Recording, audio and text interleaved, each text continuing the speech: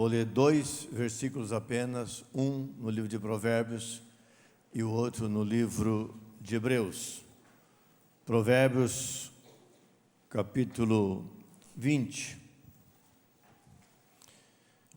o versículo 7. Provérbios 27. E nós vamos, baseados, irmãos, no ensino desses textos, deixar Deus falar o nosso coração nesta noite. Diz o versículo 7. O justo anda na sua integridade. Felizes são os filhos depois dele. Vamos agora para Hebreus, capítulo 13, versículo 7. Hebreus 13, 7. Diz assim: Lembrai-vos dos vossos guias, os quais vos pregaram a palavra de Deus e, considerando atentamente o fim da sua vida, imitai a fé que tiveram. Obrigado, Senhor, mais uma vez, por esse momento tão maravilhoso e abençoador para cada um de nós. Pela Tua palavra que nos inspira, que nos anima, que nos fortalece e também que nos dá direção. E que nessa noite possamos ser guiados por ela. Som do nosso coração, visita-nos de maneira excepcional hoje à noite, Pai Santo. Abre o nosso coração, nossa mente, o nosso entendimento. Que as palavras dos meus lábios, o meditar do meu coração, sejam agradáveis na Tua presença. Deus meu, rocha minha e Redentor meu. Amém e amém. Eu quero iniciar essa palavra, irmãos, lendo um texto, parte de um texto de algo que, há uns dias atrás, não é ninguém aqui da igreja, fora da igreja, uma senhora me procurou, passou para mim o texto e falou: como é que o senhor explica isso? Isso tem tudo a ver hoje com a nossa palavra. Diz assim: sou loiro, grisalho, tenho olhos azuis, 1,80 m de altura, peso 80 quilos. Meu tipo sanguíneo é O negativo. Possuo ascendência portuguesa, inglesa, alemã e indígena. Com esse texto, um analista, aqui está o nome dele, de 61 anos, anuncia a si próprio em grupos de doações de espermatozoides em redes sociais. Acredita-se que ele seja um dos maiores doadores de sêmen para inseminação caseira. Iniciou a prática em outubro do ano passado e desde então acredita ter conseguido colaborar com gravidez de ao menos 24 mulheres, a partir de cerca de 150 doações feitas até o início de novembro. Eu disse àquela pessoa a minha perspectiva sobre isso. Por que trago isso aqui hoje à noite? Porque hoje é o Dia dos Pais. Na verdade, hoje de manhã aqui no culto eu perguntei: quantos de vocês viram propaganda, anúncio, tudo enfeitado, celebrando o Dia dos Pais? Praticamente quase ninguém. Passou essa época. Quando o Dia dos Pais era um dia celebrado na nossa cultura. Celebra um monte de coisa hoje, mas não mais celebra os Dias dos Pais, com exceção à igreja. Hoje nós estamos celebrando o Dia dos Pais aqui. Muitos irmãos disseram para mim: oh, feliz Dia dos Pais. Me deram um abraço. Hoje nós nos encontramos em família celebrando o Dia dos Pais. O que está acontecendo com a nossa sociedade? que está acontecendo com os dias odiernos? Um profundo esvaziamento dos valores da família, que é a base da sociedade, que é a única instituição que Deus criou. Deus formou o homem, Deus formou a mulher, Deus disse: crescei e multiplicai-vos. E a Bíblia, no começo, lá em Gênesis capítulo 2, versículo 24, diz: por isso deixa o homem, pai e mãe, se une à sua mulher, e ambos serão uma só carne. O homem está se tornando cada vez mais como um verdadeiro animal. Olha o que nós lemos que está acontecendo: um cidadão oferecendo como garanhão espermatozoide para que as mulheres em casa possam ser engravidadas. Que tipo de família será a família de uma mulher que recebe pelo correio ou compra em algum banco um semi-humano, para que desta forma ela possa ser mãe? Que família será essa?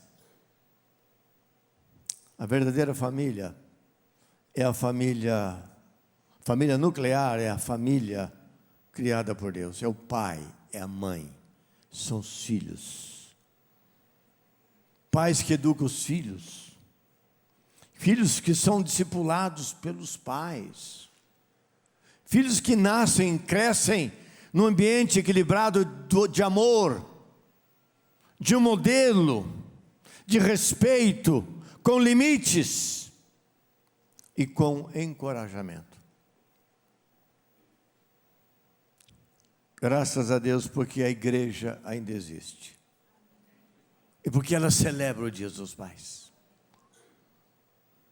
E é por isso que li 2 textos para fortalecer, para nos orientar nesta noite, a importância da vida do pai. Todos nós aqui somos filhos. Não sei se todos aqui tiveram o privilégio que eu tive de crescer com meu pai e com a minha mãe. Meu pai morreu com 92 anos de idade. Minha mãe com 89 anos de idade. Dentro de uma família. Dentro de uma estrutura, de um pai que amava a Jesus, uma mãe que amava Jesus, que nos criaram no caminho de Deus. Um pai que deu limite, que encorajou no momento certo, mas que deu limite também nos momentos quando todos nós passamos e achamos que podemos fazer mais do que pensamos. E que nos deu o direcionamento, nos conduziu a Cristo, nos levou ao batismo quando éramos crianças, e fomos criados dentro do ambiente da fé, presença do Pai. Eu recordo, irmãos e irmãs, todo domingo de manhã, família toda pulava da cama cedo, o frio, calor, o frio, íamos para celebração da escola dominical. No passado, domingo de manhã era escola dominical. Aqui era assim no passado também. À noite, todo mundo para o culto. Hora de aprontar, uma palavra do pai, uma ordem era suficiente, todo mundo pronto, se arrumava para ir para o culto. Meio da semana, culto chamado culto da quarta-feira, todo mundo indo para o culto. Campamentos, crianças, jovens, adolescentes, quando eu vivia esse ambiente na igreja. A presença, a orientação do Pai. Tudo isso fez formar o que nós somos. Tudo isso criou fundamento, criou em nós convicção, criou em nós certeza de uma vida pautada na palavra de Deus, no Evangelho de Jesus Cristo, para sermos pessoas que pudessem fazer diferença na sociedade que nós estamos plantados. e servimos a Deus e servimos a sociedade onde nós vivemos e habitamos. Porque como igreja que somos, nós somos chamados para servir a cidade, abençoar a cidade. Por isso que nós temos aqui trabalho social. É por isso que nós acolhemos, porque nós temos aqui o quilo do amor. É por isso que nós temos o trabalho que sempre foi da junta diaconal para servir as pessoas mais pobres. Servir. Uma família estruturada no ensino da palavra de Deus. Qual será, irmãos, o futuro desse mundo? Em que a semelhança de um pet, pela cor do olho, o tamanho, a sua tradição, você escolhe para ter um filho de uma pessoa que você nunca viu na vida. Hoje é dia dos pais. E por ser dia dos pais, eu gostaria de ressaltar aqui pais dignos de serem imitados. E olhar para a Bíblia e buscar na palavra de Deus esses pais. Porque a Bíblia, tanto o Velho como o Novo Testamento, ela está repleta de exemplos de pais que, por sua vez, através da sua fé, através ou por meio do seu caráter, por meio das suas ações, eles oferecem lições preciosas, importantes, para dar direcionamentos a todos nós. Que todos nós precisamos de parâmetros, irmãos, de modelo. Todos nós aqui admiramos alguém, gostamos de ler alguém, gostamos de fazer como aquela pessoa faz, ter aquele estilo de vida. Nós admiramos as pessoas pela sua fé, pela sua honestidade, pelo pai que é, pela mãe que é, pelo homem, o cidadão, não importa o que somos. E encontramos na Bíblia homens que, de fato, foram pais dignos de serem imitados. Hoje eu quero refletir então, irmãos, sobre 3 pais. Busquei 3 pais na Bíblia para que pudesse ver na vida deles aspectos que impressionam a nossa vida, porque eles sempre me impressionaram. E aprender com eles. Rever, repensar, lembrar seus exemplos e de como podemos nós hoje ser pais melhores, ser pais mais comprometidos, ser pais mais zelosos dentro da nossa casa, aproveitar esse tempo ainda quando nossos filhos estão perto da gente, porque chega um tempo que daí é tarde demais. E estendemos nossas mãos e oferecer o nosso coração e aquilo que já aprendemos pela jornada da vida, para auxiliar e abençoar os nossos filhos. Nós podemos ser, todos nós aqui, pais melhores, líderes melhores, se nós olharmos para exemplos de homens que deixaram suas marcas para nos abençoar hoje.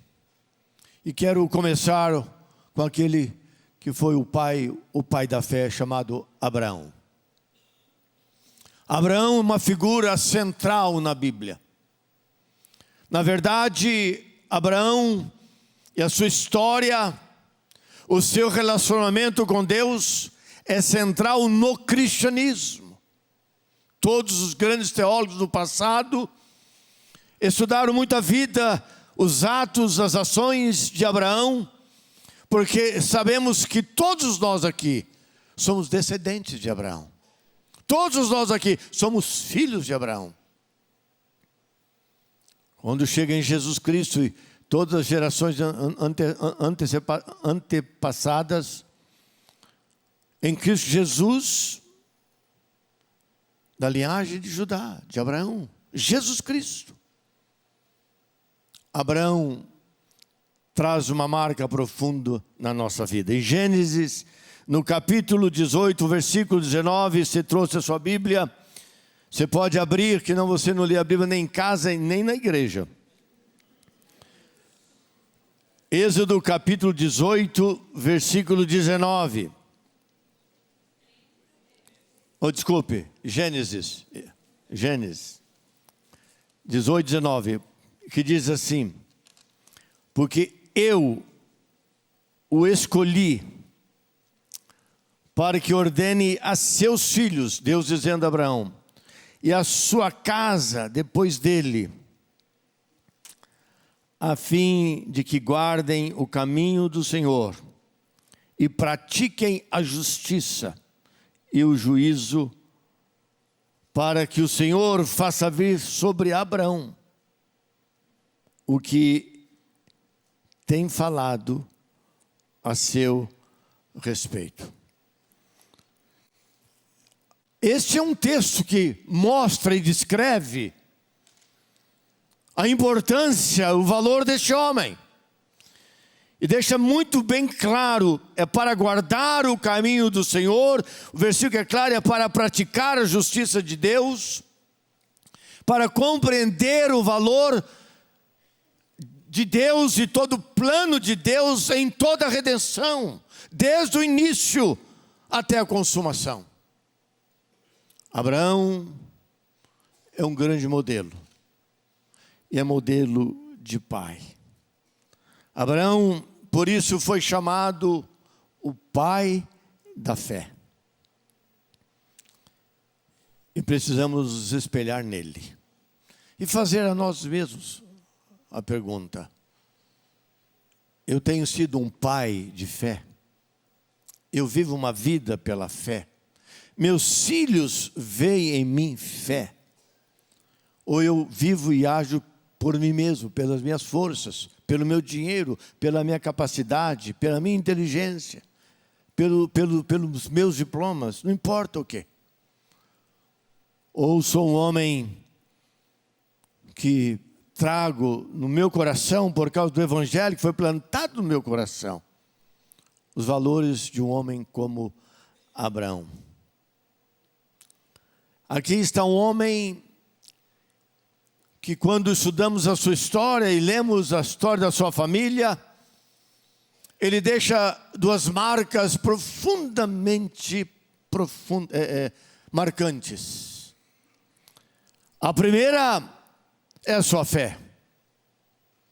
A segunda é a sua obediência. E ele revela isso no convívio, na sua caminhada. Um homem que viveu uma longa vida. Vejam só que ele foi pai aos 100 anos de idade. Um homem que teve fé, que seria pai um dia. Como o homem que foi, e nenhum homem é perfeito, todos erram. Abraão, levado pela sua esposa,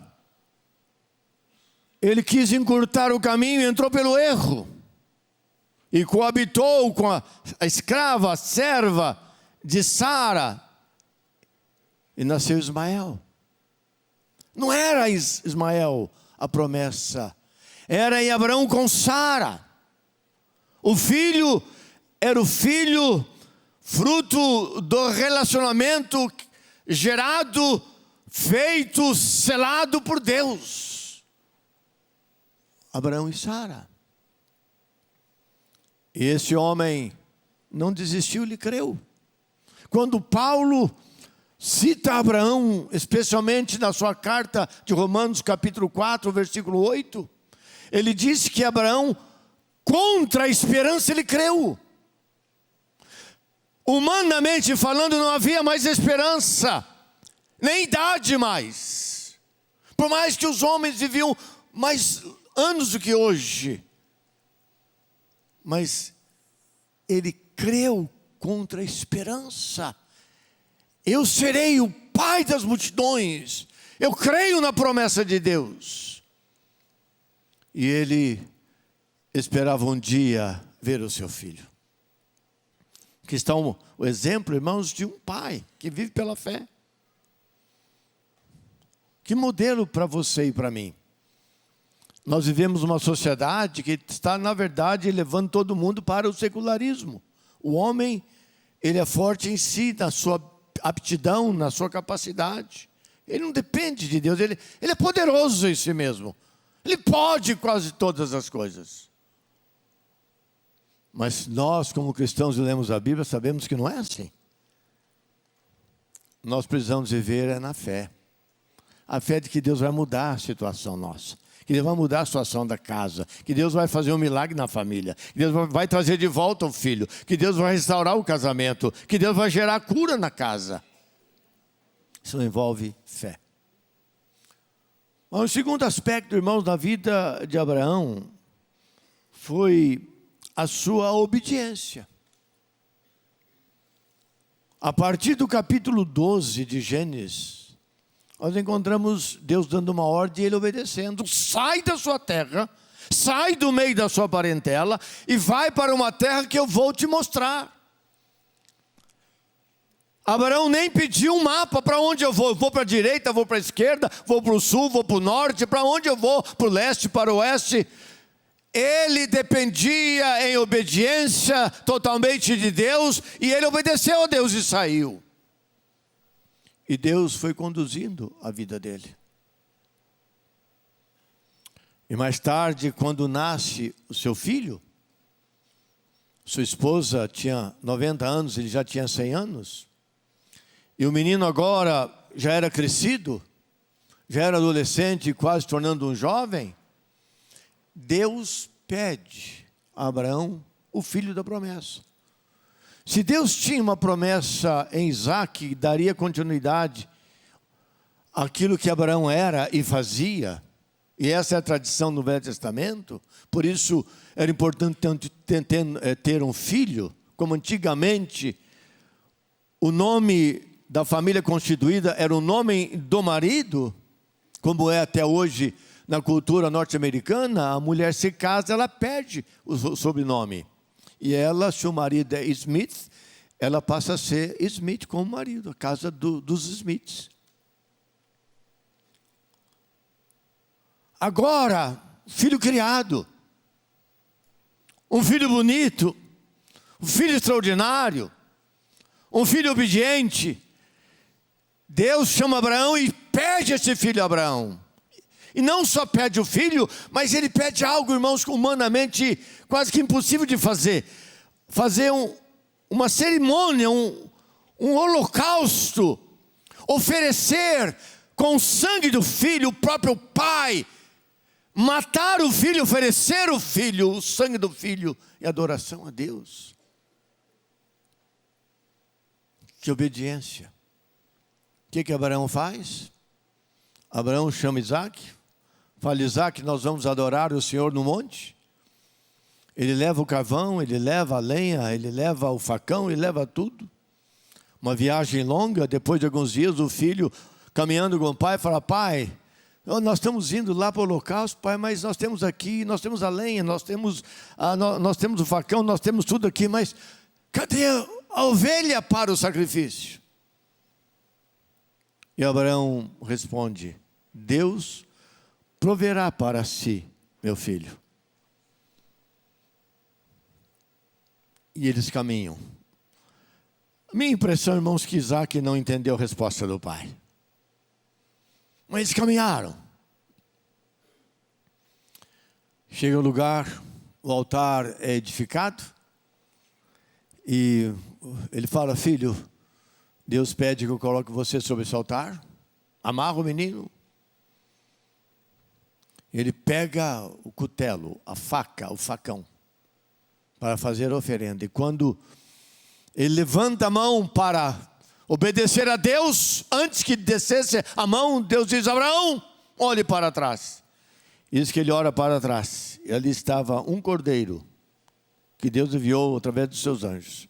Eles tiram o seu filho dali, você provou, você demonstrou a sua fé, você mostrou a sua obediência.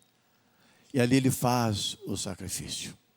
Irmãos, irmãs, porque Deus pede tanto nós, homens como mulheres, e especialmente nessa noite nós, pais, imitar aqueles homens que viveram pela fé. Deus não vai pedir isso, jamais vai pedir isso para você e para mim.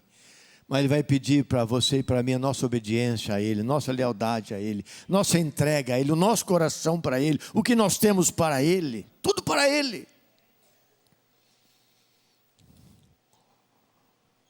Precisamos de olhar para aqueles pais que são dignos de ser imitados. Mas aqui, irmãos, há um segundo modelo, segundo homem como pai, José, que foi o pai adotivo de Jesus. Porque tem um José do Velho Testamento que foi um homem tremendamente usado por Deus. Mas eu quero falar de José, que foi o marido de Maria. José, esse pai adotivo, e a sua história marcada de forma extraordinária, quando naquela cultura não havia contato entre o rapaz e a moça, nem o noivo e a noiva, o contato era no dia do casamento. E José, profundamente apaixonado, Maria era uma moça extraordinária, por dentro e por fora. Ela era linda como mulher, e era uma mulher linda, porque a mulher que tinha graça da parte de Deus, foi chamada para ser a mãe de Jesus. E quando lemos Mateus, no capítulo 1, você pode abrir a sua Bíblia lá comigo? Mateus, capítulo 1.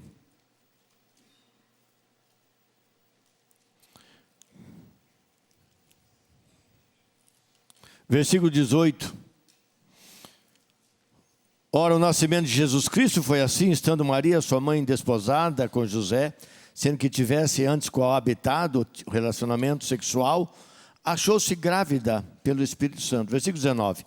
Mas José, seu esposo, sendo justo e não querendo infamar ou difamar ou desmoralizar, resolveu deixá-la secretamente. Versículo 20. Enquanto ponderava nessas coisas, eis que lhe apareceram em sonho um anjo do Senhor, dizendo: José, filho de Davi, não temas receber Maria, tua mulher, porque o que nela foi gerado é do Espírito Santo. Irmãos, o quadro é este. De repente, José, que passava em frente à casa de Maria, percebeu que agora, e Maria saía do quintal, ou até para dar uma olhadinha no José, para varrer a frente da casa, ele percebeu que Maria estava barriguda, estava grávida. O que veio na mente dele? Eu nunca toquei nessa mulher. Na nossa cultura ninguém toca. Como que essa minha noiva, na verdade o estado de noivado no Velho Testamento, nesta época, meus irmãos, minhas irmãs, era um estado praticamente de casamento, pré-casamento. Para separar um noivado era um divórcio, praticamente. E José entrou em crise. A mulher que aprendi a amar e amo, fazendo planos para casamento, aparece agora grávida.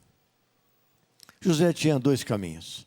José tinha o caminho natural do coração que julga, que condena do ser humano.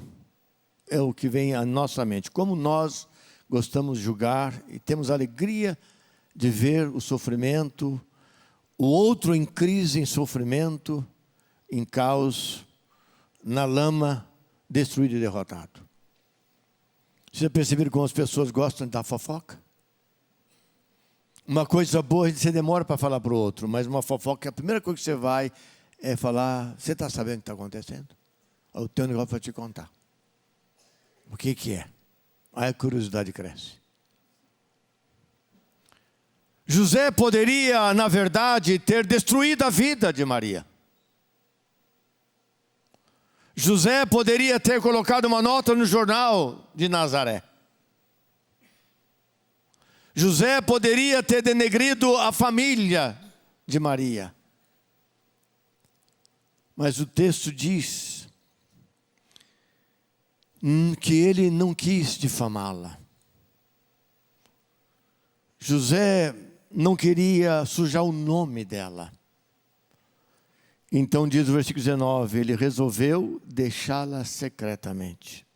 Irmãos, olha o caráter deste homem.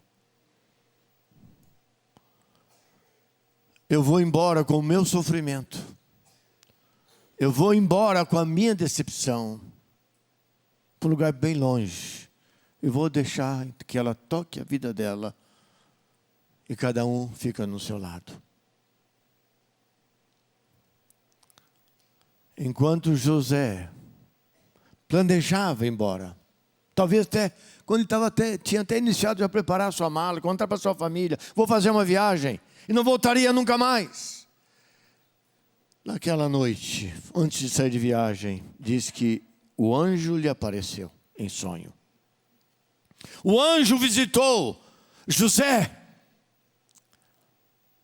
O que está acontecendo com Maria é obra do Espírito Santo. E imagino que o anjo trouxe toda a história da redenção, naquela visão, naquela noite, para José. E José compreendeu que aquela gravidez, aquela criança que Maria daria à luz, era obra do Espírito Santo. E ele não apenas seria esposo da linda Maria, desta moça tão excepcional, escolhida por Deus para ser a mãe do Redentor, mas ele seria aquele que iria cuidar dela, amá-la para sempre, e da criança, porque no Velho Testamento ninguém iniciaria o ministério profético até os 30 anos de idade. E depois Jesus cresceu, José casou-se, claro, com Maria, nasceu Jesus, ele aprendeu a profissão do pai, o pai era carpinteiro. A Bíblia diz, conforme o livro de Mateus, que José, ele teve mais filhos e filhas com Maria. E o texto é muito claro no capítulo 13, no versículo 55 e 56, que Jesus teve irmãos e irmãs. E entre os irmãos de Jesus, nós sabemos que ele teve um irmão chamado Tiago, que quem escreveu a carta de Tiago que nós lemos aqui, deu ao segundo filho o nome de José, seu próprio nome, ao terceiro filho Simão e Judas. E teve irmãs. O nome das irmãs não são narrados no Novo Testamento. Esse é o homem. Aqui está o caráter de um pai, de um homem que sabe lidar com as crises, com as dificuldades, com aquelas situações que o ser humano nunca imagina passar e viver. Mas José, ele aprendeu o caminho da dependência de Deus, da humildade e da proteção e da provisão da sua família. Que homens extraordinários, que pais maravilhosos. Esses homens, que lições eles deixam para você e para mim nesse dia dos pais. E em terceiro e último lugar, para caminhar para o encerramento, o livro de Êxodo. Agora eu vou para Êxodo, capítulo 18. Eu quero lembrar uma característica interessante na vida de um pai, chamado Jetro. Êxodo capítulo 18, versículo 17. Êxodo 18, 17. Que diz assim. Êxodo 18, 17 e 18. O sogro de Moisés, porém, lhe disse: Moisés, não é bom o que fazes. 18. Sem dúvida desfalecerás, tanto tu como este povo que estás contigo, pois isto é pesado demais para ti, tu só não podes fazer. 19. Ouve, pois, as minhas palavras, Moisés, eu te aconselharei. E Deus seja contigo. Representa o povo diante de Deus. Leva as suas causas a Deus. E esse texto, irmãos, vai descrevendo a vida desse pai, chamado Jetro. Jetro foi um líder tão impactante. Jetro teve 7 filhas. A mais velha casou-se com Moisés, que foi Zípora. ou Séfora, mesmo nome, dois nomes diferentes para a mesma pessoa. Como ele não teve nenhum filho homem, visitando a sua família, a filha, o genro e os netos, como hoje, Dia dos Pais, a nossa filha Ana Lídia e o pastor Hermes nos ofereceu um delicioso almoço. E o melhor de tudo que eu ganhei presente, né, das filhas. Visitando a família, esse homem experimentado, viu Moisés na liderança do povo de Israel, e onde tem gente, há dificuldades, há problemas, há lutas, há intrigas, há fofoca, há tantas coisas. E as pessoas iam a quem? Iam a Moisés. Elas precisavam de ter ajuda. E Jetro ficou lá uns dias, ficou totalmente impressionado e disse: Moisés vai morrer, ele não vai aguentar, desde manhã até a noite, atendendo pessoas, sai um, entra outra, vem outro, no meio desse povo com tanto problema. Então vem a figura deste pai, porque o sogro é um pai também. Ele é mais velho, ele já caminhou mais, ele tem outro tipo de experiência. Ele se torna um pai para a filha, para o esposo, para os netos. Ele chama Moisés, e vocês ouviram o texto, e passou para Moisés o que hoje nós conhecemos como o conselho de Jetro. E quem estuda liderança, administração, liderança com pessoas, já conheceram qual foi o conselho de Jetro. Em vez de você fazer tudo sozinho, separa entre as pessoas, outras pessoas. Lá naquela cultura teria que ser os homens, cabeça, líderes de família. Hoje pode ser homens como mulheres, chaves, pessoas que tementes a Deus, para ajudar na liderança e na administração, porque nem todo mundo tem todos os dons. Vamos usar os dons diferentes e dividir as cargas, e juntos fazer um trabalho melhor. E Jetro, ele é conhecido, e ele escreve sobre ele como o pai sábio e o pai conselheiro. Porque no momento de dificuldade do povo de Israel e da liderança de Moisés, ele pôde ser usado para poder trazer a sua sabedoria, para trazer seus conselhos, para encorajar mudanças, ajustes, e todos terem um resultado melhor. São pais que se oferecem, pais que se doam, pais que dependem de Deus, pais que buscam a direção de Deus. E nessa direção são usados para ajudar os seus filhos a trilharem no caminho de bênçãos, um caminho de alegria, um caminho de prazer, um caminho de bem-estar e um caminho do cuidado de Deus. Irmãos e irmãs, especialmente você que é pai aqui nesta noite, qual deve ser a sua atitude com a minha? Porque nós aqui somos pais.